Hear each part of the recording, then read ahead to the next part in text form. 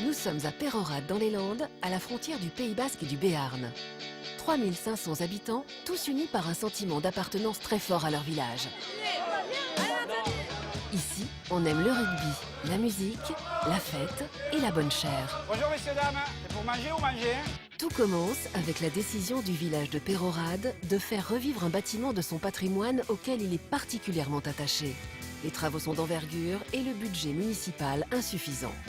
Alors pour financer le projet, une chorale d'amateurs va être créée. Elle organisera des concerts payants. Pour diriger l'aventure, un chef de chœur expérimenté. Bonjour, c'est moi le chercheur de chorale. Son objectif, faire de cette chorale d'amateurs un vrai succès. J'y arrive pas. C'est pas que simple, mais ça prend tournure. L'idée, c'est d'impressionner, donc... Ah! Vous ne manquerez pas de dire à quel point vous avez été exceptionnel. À bientôt, ciao. Il faut qu'on arrive à cet âge-là pour devenir des vedettes, alors vaut mieux y aller de bon cœur. Hein. Sur le chantier, c'est une architecte spécialiste du patrimoine qui doit mener à bien les travaux. Il y a une histoire du bâtiment, il y a votre histoire et il va falloir conjuguer les deux. Pour y arriver, elle pourra compter sur l'énergie des bénévoles. On a une bonne équipe, petite mais bonne. Bon, on attaque. Mais elle devra aussi composer avec leur manque de métier. Moi, il y a un problème. C'est dégueulasse comme travail. Je n'ai jamais vu un chantier comme ça. Le tout en 100 jours, pas un de plus. Tu vas te démerder, il faut que le 25 juillet, ça soit fini, prêt à peine. Ne vous énervez pas, on va y arriver. Tout au long de cette aventure, le village va bousculer ses habitudes. Je fais quoi? Dégueule tes mains. Continue à parler. Et vivre une expérience inoubliable. On sera fiers de dire que tous on a mis la main à la pâte. Au cœur de notre histoire, Norbert, Josiane, Dédé, Stéphane, Caroline, Yannick et bien sûr, tous les Peyrehoradais. Alors, bienvenue au cœur du village.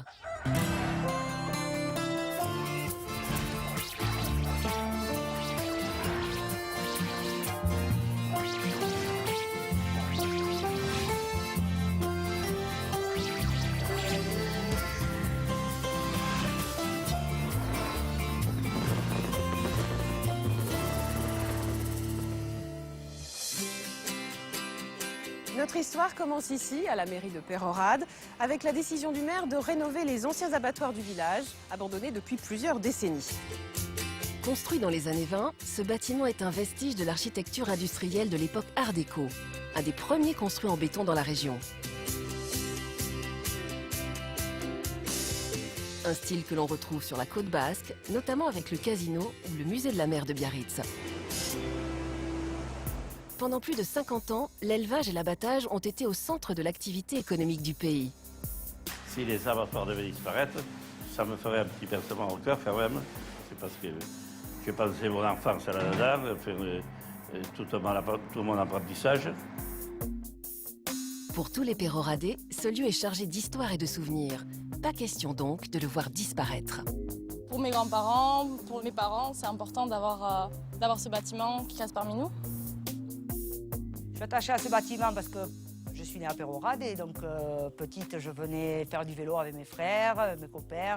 Et puis voilà, je suis attachée énormément moi aux anciens, aux vieilles histoires et le respect de nos anciens surtout.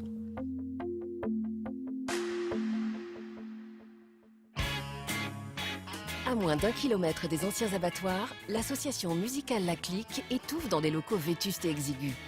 Depuis des années, les musiciens cherchent un lieu pour leur école de musique.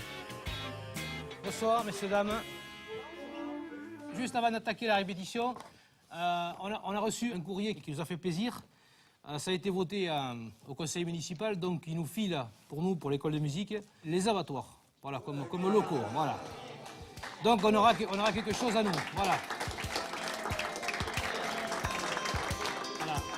La bonne nouvelle, c'est que la mairie donne à l'association musicale des nouveaux locaux et financera les 3/4 des travaux de rénovation. Il manque 50 000 € pour boucler le budget, il va donc falloir faire appel aux bonnes volontés. La mairie pose une autre condition. Il faut que l'école de musique soit inaugurée pendant les fêtes de Peyrehorade, soit dans 100 jours exactement. En plus des bénévoles de la clique, directement concernés par l'école de musique, ce sont tous les Peyrehoradais qui vont devoir s'investir pour que le projet du cœur du village aboutisse. Et pour les motiver, il leur fallait un chef et un QG. m'appelle Norbert Dorego et j'ai accepté d'essayer de mobiliser au maximum les Peyrehorades. Je vais vous demander juste un petit peu d'attention, les messieurs, dames. Le restaurant Le Bon Coin, c'est au départ une institution, qui est toujours, j'espère, une institution. Bonjour, messieurs, dames. C'est pour manger ou manger hein? Et l'avantage de ça, c'est qu'on peut retrouver un petit agriculteur du coin de 80 ans avec un béret sur la tête et un procureur qui mange à côté. Et c'est ce qui fait le charme, si vous voulez, de ce restaurant, quoi. Après, je vais venir vous voir, j'aurai un truc sérieux à vous demander après. C'est Bernadette, ma femme, en fait, qui est au fourneau et moi je suis là pour goûter, on va dire, au départ. C'est elle la chef, la big boss. J'ai toujours l'habitude de dire, quand on me demande c'est vous le patron, je dis non, moi je couche avec la patronne. Depuis 22 ans maintenant. Chose promise, chose due. Jacques, oh putain, pardon. Oui, allô, bonjour, c'est Norbert du Bon Coin, comment ça va? Avec son carnet d'adresses et sa gouaille, Norbert est parfait en agent recruteur. Est-ce que c'est possible que tu sois là demain matin avec tes voisins? Je ne les connais pas, mais tu les amènes aussi, on sera plus honnête, plus on rigolera, quoi. Ouais, mais écoute-moi, tu sais ce que tu fais avec ta régulière, tu l'amènes aussi, comme ça fera 4 bras et ça fera 20 doigts. Enfin, à moins qu'il lui manque des doigts. Bon, mais je te remercie. Allez. Ah, ok, mais c'est gentil. Merci pour le chantier. À demain, 8h30. Bye, merci. Ciao. Bon week-end de ce matin. De quoi? Non, mais je téléphone là pour le chantier parce que... Tu fais quoi, toi, demain matin, d'ailleurs? Allez, de 8h à 10h, même 2h. D'accord? Et il rigole, il est content. C'est bien. Oui, tu mets le bleu, oui. On fait comme ça? T'as 2 heures de temps, j'ai gagné. Yes! Et Norbert va avoir du pain sur la planche. Car les abattoirs aujourd'hui, c'est un toit éventré, des extérieurs qui ressemblent à un terrain vague, un bâtiment principal de 165 mètres carrés et des dépendances, les longères, qu'il faut refaire du sol au plafond. Bref, beaucoup de travail pour que dans 100 jours, cette ruine devienne une école de musique flambant neuve. Pour diriger les travaux et encadrer les bénévoles sur le chantier, la mairie a choisi une architecte de Bayonne, à 40 km de Peyrehorade, une spécialiste de l'architecture locale. Son credo, l'amour du patrimoine, le goût du recyclage. Je m'appelle Isabelle Joly, je suis architecte. Le projet des abattoirs me plaît parce qu'un nouveau chantier, c'est toujours une nouvelle aventure, des nouvelles personnalités. Et ça nous donne toujours l'occasion de faire vivre du patrimoine vivant. Nous sommes le 25 avril. Le 4 août, la rénovation doit être terminée. Ce matin, Isabelle Joly va découvrir le chantier des abattoirs pour la première fois. C'est bon, ouvert. Voilà le fameux bâtiment. Il est resté dans son jus? Oui, tout à fait, oui. C'est beau. Première rencontre aussi avec Patrick Destando, le président de la Clique, l'association musicale qui va bénéficier de la rénovation. Patrick sera le chef de chantier et donc le principal interlocuteur d'Isabelle. Pendant 3 mois, ces deux-là vont devoir travailler ensemble. En termes de délai, vous avez des objectifs? Mais l'objectif qui va se faire à la fin, qui est impératif, c'est qu'on ait fini pour les fêtes de la Peyrehorade pour le 5 août. Voilà. C'est ambitieux. Mais ambitieux, non. Les plans sont faits un petit peu maintenant. Les plans sont faits? Oui, enfin, les plans sont faits, oui, enfin, pour nous. Ce qui nous concerne, nous a demandé... Vos objectifs, pour votre programme. Voilà, ce qu'il nous faut à nous. Voilà. Donc, bon, on va essayer d'y faire tout dedans, quoi. Dans le même bâtiment, mettre toute la partie aussi que nous, on va répéter le soir et avec un tonnet au complet. Et après, toute la partie avec un étage pour faire toute l'école de musique avec les cours d'instruments et les cours de solfège. Voilà. C'est compliqué, les étages. C'est compliqué quand on reçoit du public, il faut bien regarder les effectifs, l'accessibilité handicapée. Oui, ça oui. Et puis, il me semble qu'on est en zone inondable. Oui, tout à fait. Donc, il va falloir aussi intégrer ces contraintes-là. Ce chantier, je le sens plus ou moins bien parce que les choses ont été déjà plus ou moins établies, étudiées préalablement par l'association. Mais il va falloir qu'on revienne sur certaines décisions. Regardez, ça, il faut le nettoyer, le repeindre. Et après, on réappareille. Ça, il faudrait en filer un à Eric, l'électricien. Oui, mais après, il suffit de changer la douille et de reprendre. Et regardez, on en a une ribambelle, là. Ça se vendait très bien au vide-grenier. Oui, ça se vend bien, mais justement, au lieu de les vendre, on les garde. Manifestement, l'architecte et le chef de chantier vont devoir accorder leur violon. Vous aimeriez garder tous ces éléments de la mémoire du bâtiment? Il est classé un peu, mais bon, extérieurement. Après, intérieurement, je pense qu'on doit quand même pouvoir faire ce qu'on veut. On n'est pas contre, hein, mais il y a une histoire du bâtiment, il y a votre histoire et il va falloir conjuguer les deux. Oui, d'accord. Oui.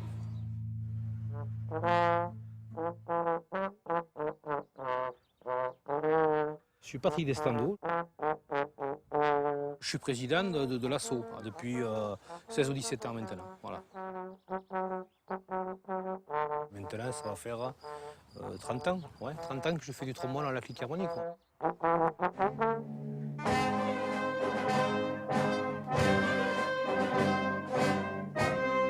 C'est pas mon métier, non. Je suis menuisier. Je fais menuiserie à l'U, je fais volets roulants, des portails, des vérandas. Et voilà. C'est pour ça que j'ai été pris pour être le conducteur de travaux, pour m'occuper un peu des bénévoles et après m'occuper aussi de la partie du matériel. Bon, je suis sur Pérorade. Bon, le soir, on rentre à peu près vers 17h, 17h30. J'ai le temps d'aller voir les fournisseurs, tout ça, pour avoir le matériel pour le samedi. Donc voilà, c'est pour ça que j'ai dit, ok, je m'en occupe. Voilà.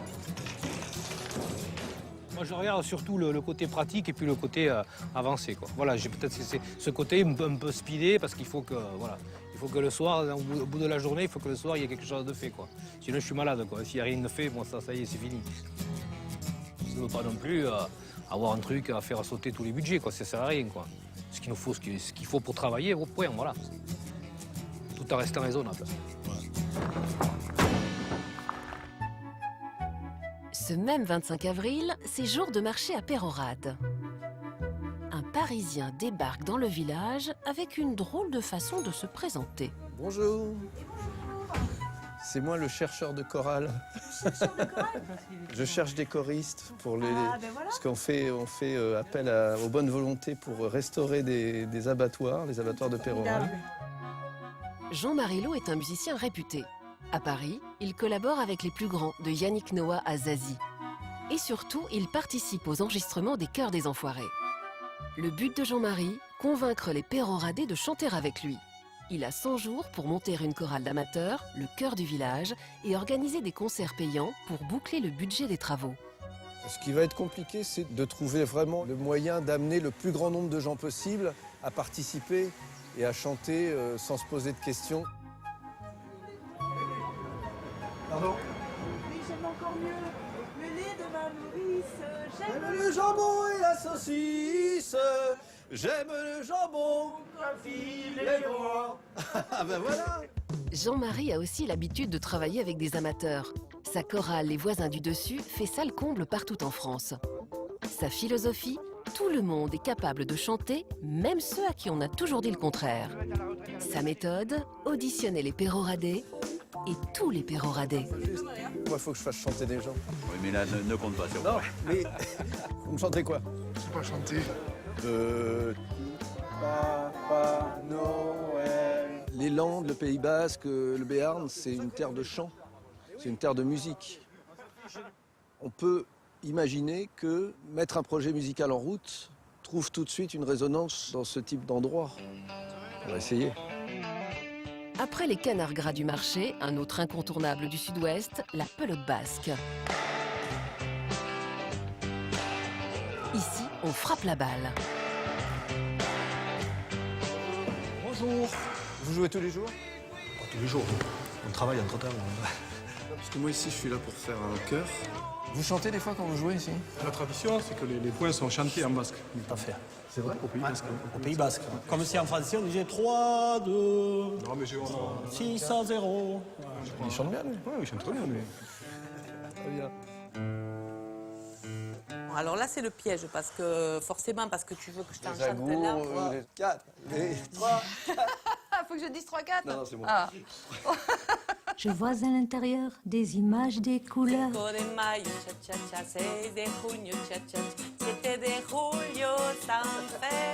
Je n'étais rien et voilà qu'aujourd'hui, Il y a les filles qu'on aime et celles qu'on aurait pu aimer. je suis le gardien du sommeil de ces nuits. Puis un jour, il y a la femme qu'on attendait. Je peux compter sur vous pour la chorale?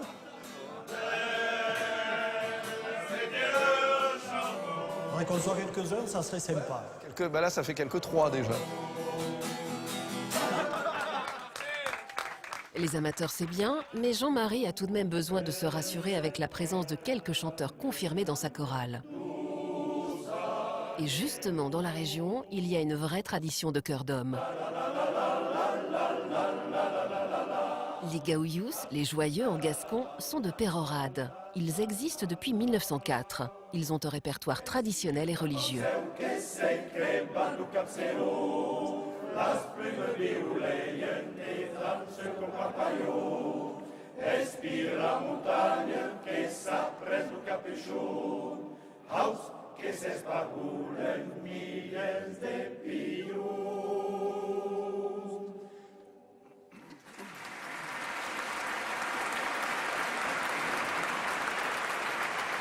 Les gaouyous. Alors quand ils sont ensemble, c'est magnifique. Quand ils chantent leur répertoire ensemble, c'est juste à tomber, quoi. Bilan des auditions, une trentaine de péroradés ont déjà rejoint le chœur du village. C'est un bon début, mais c'est insuffisant. Pour Jean-Marie, il manque des voix plus jeunes. Il doit en effet toucher un public aussi nombreux et varié que possible, car l'objectif qu'il doit atteindre est ambitieux. Sur 50 000 € qui manquent au budget, il y a 15 000 qui doivent être le résultat du travail de la chorale. C'est une chorale d'amateurs, on doit oublier qu'ils sont amateurs et on doit ne voir sur scène que des professionnels. Sur les shows qu'on va produire, on doit avoir de la surprise, on doit avoir du répertoire varié, on doit avoir du rythme et j'ai envie d'amener du prestige avec des artistes professionnels, avec des artistes connus. Donc on a 3 mois pour arriver à ce résultat, c'est très peu, donc il faut y aller. Alors, si on fait les comptes, il manque 50 000 € pour financer les travaux de la nouvelle école de musique. 15 000 doivent être ramenés par la chorale du chœur du village, reste 35 000 à trouver, ou l'équivalent, entre la main-d'œuvre gratuite des bénévoles et les dons en nature des entreprises locales.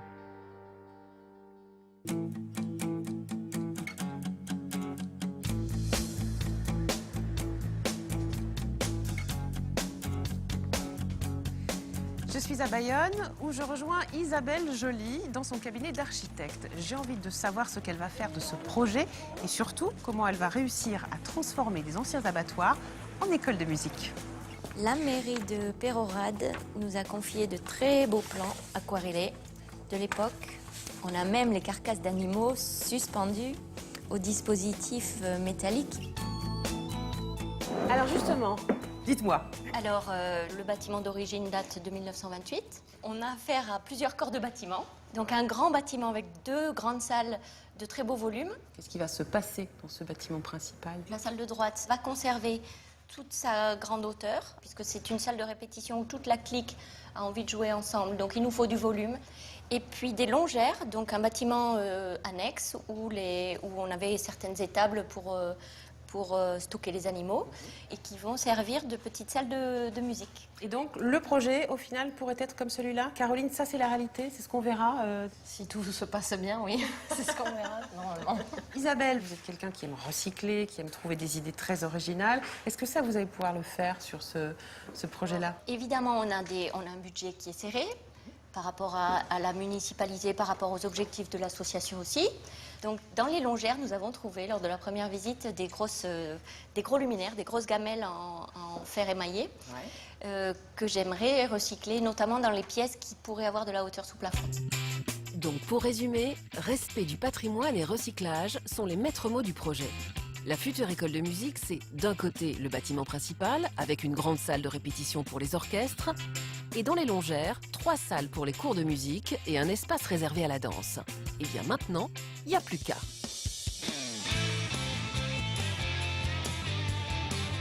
Avant d'attaquer les travaux, il faut déjà vider les locaux de 20 ans d'encombrants accumulés. Et comme à Pérorade, le nerf de la guerre, c'est le rugby, Norbert, lui-même ancien entraîneur, a la bonne idée d'aller chercher les costauds là où il est sûr d'en trouver.